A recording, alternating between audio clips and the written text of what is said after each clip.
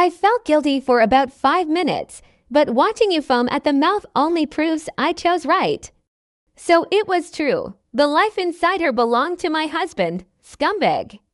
With Chase's favoritism behind her, Faye's face changed on the spot. She stroked her baby bump like a queen and crowed. Chase not only drives me to appointments, he takes me out to cheer me up, sends me afternoon treats, and forbids me from setting foot on a bus or the subway. He says only losers take public transit. If we're talking about the talent for being trash, I'll admit I can't compete. I laughed under my breath. What did she think Chase was some kind of prize? Faye choked on her rage, but I kept stabbing, word by word. What about me? Faye, don't tell me you actually believe being a mistress is something to brag about. HMPH, still better than a washed-up husband with zero skills. She rolled her eyes and spat back. This man. If you want him, take him. I was already past caring. But not 1 cent of my money goes with him. I turned to Chase. The car is mine. Hand me the keys right now. Dreaming of a hot car for your hot girl. Keep dreaming. Facing his betrayal, I was eerily calm. No tears, no tantrums. Consider my love a meal fed to a stray dog. From now on, I'll take back what's mine. I snatched the keys, leaving the two of them stunned. Chase obviously hadn't expected me to be this fierce. He just stood there frozen. When I got home, the first thing I did was hurl every trace of Chase outside. His clothes, shoes, ties, gaming console, even his prized limited edition sneakers were all swept into trash bags. I cleaned like a woman possessed, erasing every mark he'd left on my life. I'd bought this condo before the wedding. The deed bears my name alone. Chase hadn't chipped in a penny. What gave him the right to parade Faye through my home? After half the night spent purging, I collapsed on the couch, exhausted. Only then did I realize how suffocated I'd been these 3 years of marriage. I'd played the fool, dancing on their puppet strings. Back when we both worked on client projects, I was always the top performer. He said the pressure was too much, that after marriage he wanted me to rest, he'd shoulder the stress. I believed him. After the wedding, I passed up a promotion, handed him every contact and resource, and took a 9-to-5 clerical job at a small firm. The salary was lousy, but the hours were steady, and it left me free to take care of him, entertain his parents, and keep our home running like clockwork. Now that his career is soaring and the money's rolling in, that little agenda of his is out in the open. My phone rang. Chase. I declined, then blocked him. He called again from a new number. I answered, annoyed. What do you want? Belle, have you lost it? You threw my stuff out. Do you have any idea how much those things cost? Anger vibrated in his voice. Oh, Chase, so price tags matter to you now. Then what was my youth, my love bargain bin junk? I gave a cold laugh. Stop being irrational. Faye is 5 months along. Her emotions are fragile. I can't let her get upset. So I'm supposed to swallow bile so your mistress and her bastard can play happy family. I was almost laughing at the absurdity. Don't push me, Belle. Who do you think you are? Without me, nobody would even look at. I cut him off. Listen up, Chase. As of today, we are nothing to each other. Sleep with whoever you want, just stay out of my face. And remember, this condo is mine, not yours. Don't come back. I slammed the phone down and blacklisted that number 2, powered off. The world finally fell silent. I walked to the floor-to-ceiling window. Outside, the city's lights were buried under a thick quilt of snow. I drew a long breath. Divorce may be the single smartest decision I've made in 3 years. Next morning, I was at Hartwell, consulting an attorney. The lawyer confirmed both the condo and the car were purchased before the wedding. Separate property, all mine. Only the remaining assets needed negotiation. Everything comes to me. He leaves with the shirt on his back. I grabbed my phone and scrolled to Vivian. My best friend is the company's intel hub. If she wants dirt, she finds it. Vivian, I ran into Chase and Faye at Riverdale. They just threw down the gauntlet. Pair of dogs wait there while I chop him into chum. Vivian, don't go Rambo.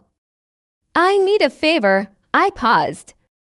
Scrape together every sordid detail of their little office circus. I'm gearing up for war. I'll drag their reputations through broken glass. A cold smile flickered across my face. My eyes flashed vicious. Vivian worked at lightning speed, and soon photos and clips flooded my inbox. Swallowing disgust, I watched every second. They thought being out of my sight meant they could do whatever they pleased. Turns out their affair was open office gossip long ago. Furtive hugs and eye sex were kindergarten stuff. Worse, they'd used a break room, conference pods, even his office. And every business trip turned into their private honeymoon. The whole department knew rank kept them mum on my behalf. These two shameless doesn't even cover it. Vivian's voice dripped scorn. I always said Chase had no real game. Half the projects that got him promoted were yours. He just slapped his name on your slides and sold them as his brainchildren. My fingers tightened around the wine glass, nails digging crescents into my palm. And that which Faye flaunting Chase's protection like a crown. Cross her and she'd have Chase bury you in grunt work until you quit. Half the team's been forced out because of her. Listening to Vivian's play-by-play, I felt like a clown juggling knives. Every sacrifice I made had become a stepping stone for them to climb. A cold laugh slipped from me. Self-inflicted doom, no mercy deserved. Since shame meant nothing to him, I wouldn't waste a drop of pity. I turned every scrap of evidence into a slick PowerPoint, told Vivian to dump it in Sterling Tech's company-wide chat. One stone, 1,000 ripples. The thread exploded. Within minutes, HR pinged Chase and Faye for a quick talk. My phone buzzed. Vivian, vibrating with glee. Belle, that deck was savage. The whole campus is memeing them. By tomorrow, those two will be carrying their desks out in bankers' boxes. Predictable. Sterling Tech fired them before lunch. But that was only the opening act, far from the finale.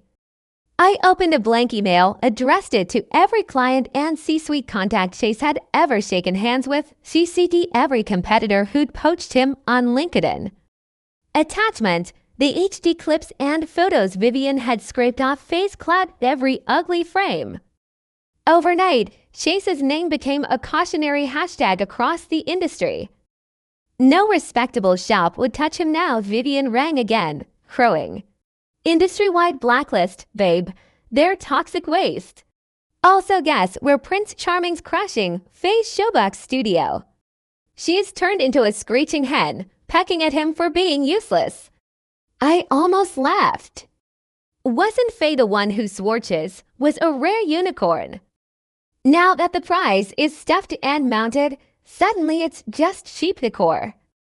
Unemployed and raging, Chase rocketed to my doorstep, drunk on bottom-shelf bourbon and entitlement, refusing to sign the divorce petition.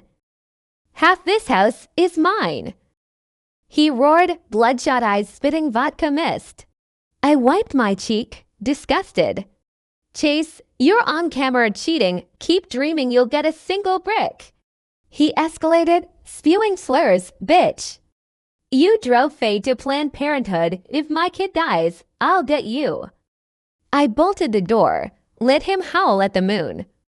Next dawn, I stepped outside and almost gagged.